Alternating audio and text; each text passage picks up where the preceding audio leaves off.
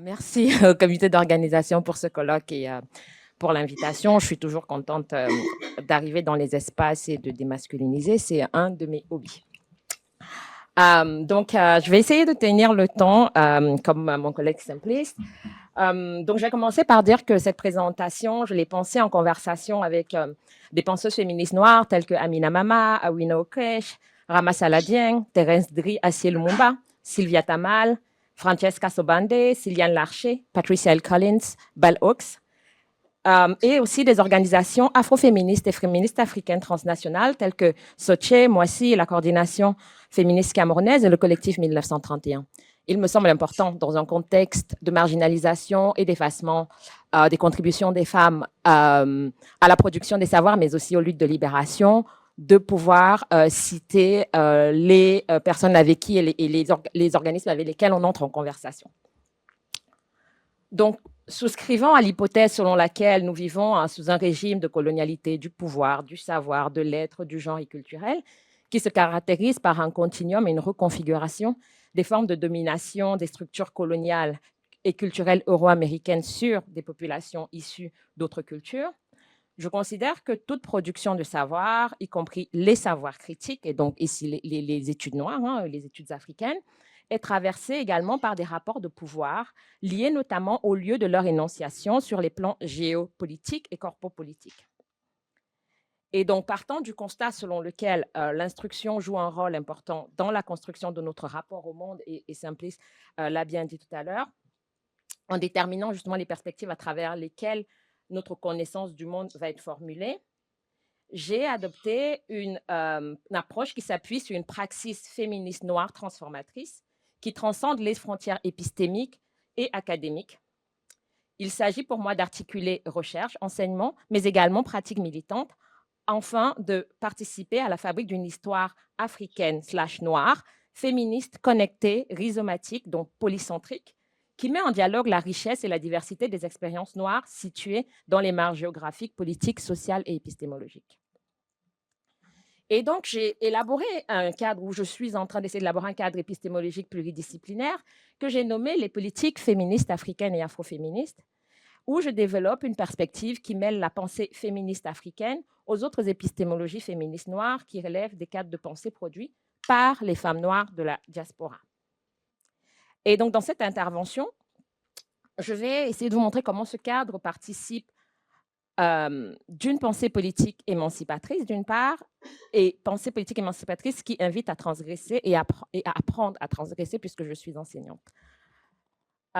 Évidemment, ces deux cadres, je les ai séparés, mais ça s'articule et vous allez le voir au long de la présentation.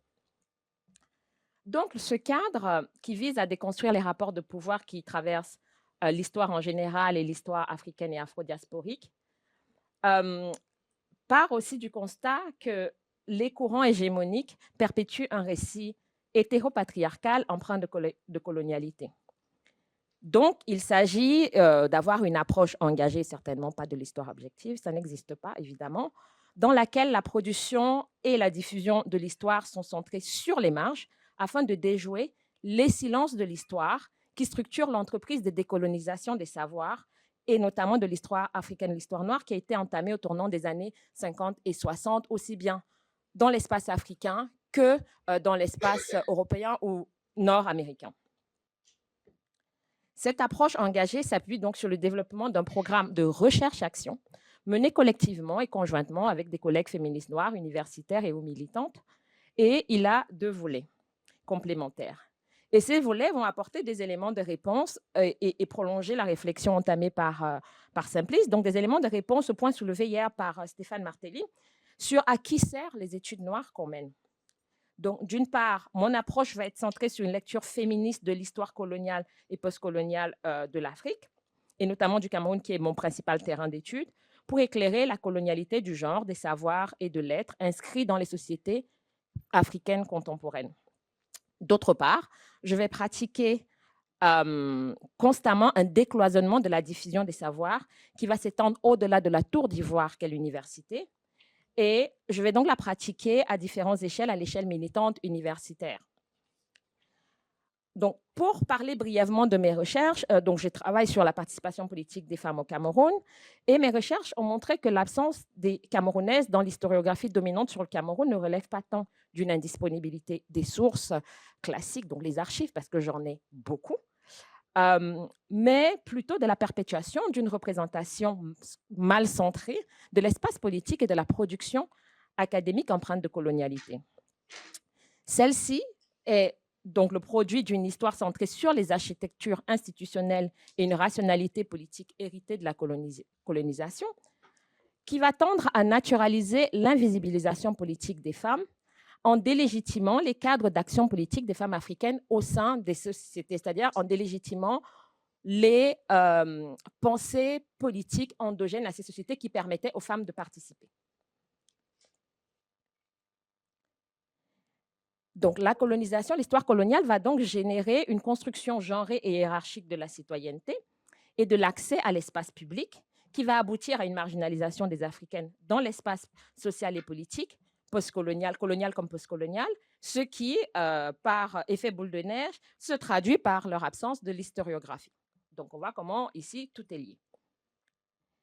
Et pour moi, examiner et rendre compte des luttes d'émancipation des femmes noires à partir d'une géographie peu étudiée comme le Cameroun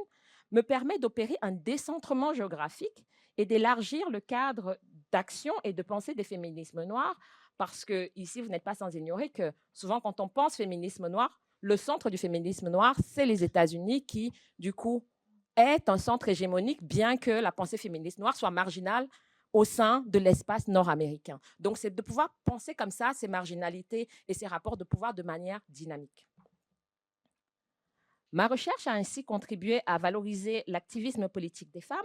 et notamment celle des femmes nationalistes camerounaises qui ont été ignorées de l'historiographie dominante et de la mémoire collective.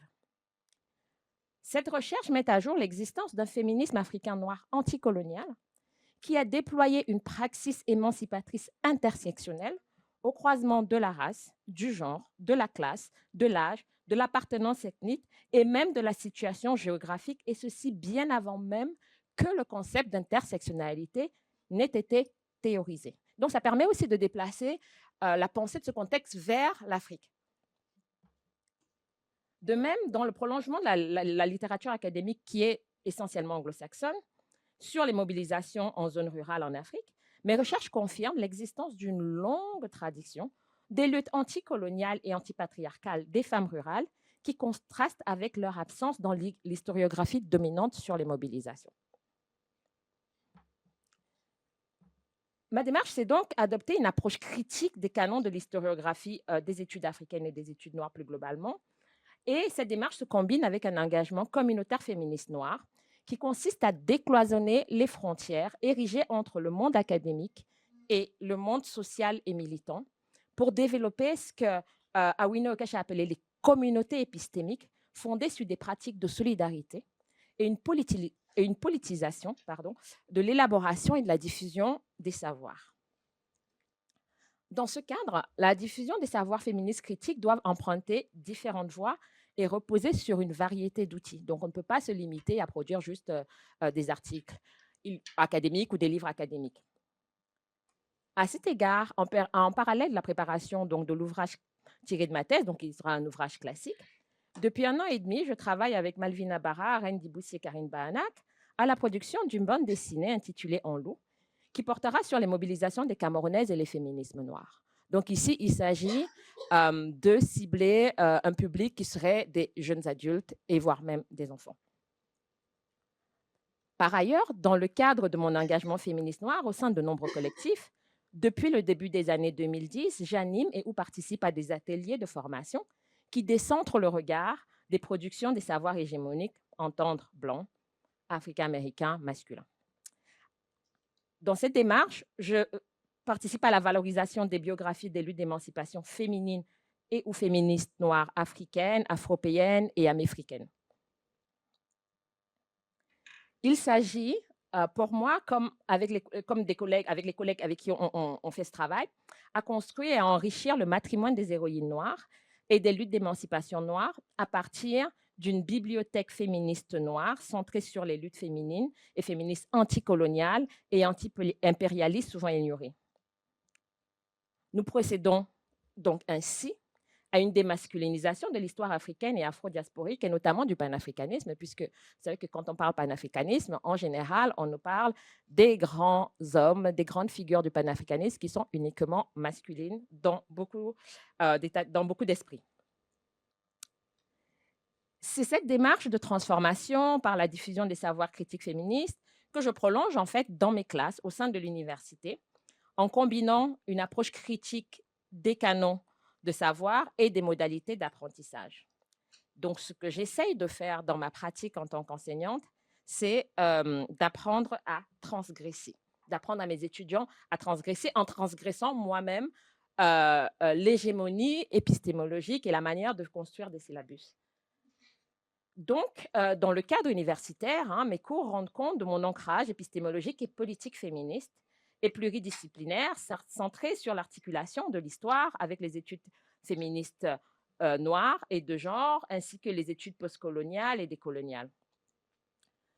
Au sein du département d'études sociales et mondiales dans lequel j'enseigne, j'ai élaboré un programme pluridisciplinaire et bilingue, donc en bilingue anglais-français, qui favorise les approches anticoloniales, antiracistes et féministes, en somme, des histoires de résistance à l'impérialisme. Une partie de ce programme comporte un volet généraliste et l'autre partie, c'est un volet spécifiquement centré sur les résistances féminines ou féministes noires. Et donc, je développe des cours en études africaines et j'essaye d'institutionnaliser les études féministes noires. Bien entendu, je ne suis pas la seule à le faire, notamment ma collègue et amie Ernest Berthelot-Raffard a été l'une des premières à accréditer un cours en études féministes noires ici à Montréal. Donc, l'un des enjeux fondamentaux dans l'élaboration de mes cours est d'intégrer l'histoire et l'expérience